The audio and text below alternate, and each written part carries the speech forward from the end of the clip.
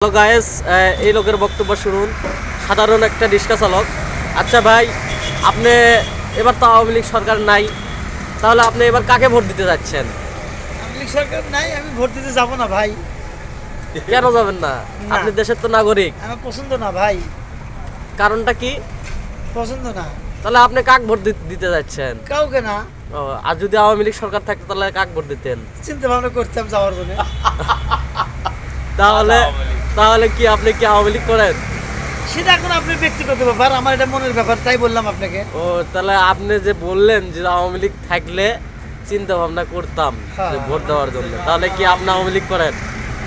অবশ্যই। যাই হোক, তাহলে এবার নির্বাচনেতে হাসিনাকে চাচ্ছেন না আগে সেটা বলেন। আসলে চেষ্টা করা হবে। আসলে চেষ্টা করবে, তার মানে আপনি কি হাসিনা দেশে আসার জন্য আহ্বান করতেছেন? আমি আহ্বান করেছি, আমার হচ্ছে বড় বড় নেতারা করবি, তারা তারা হবে।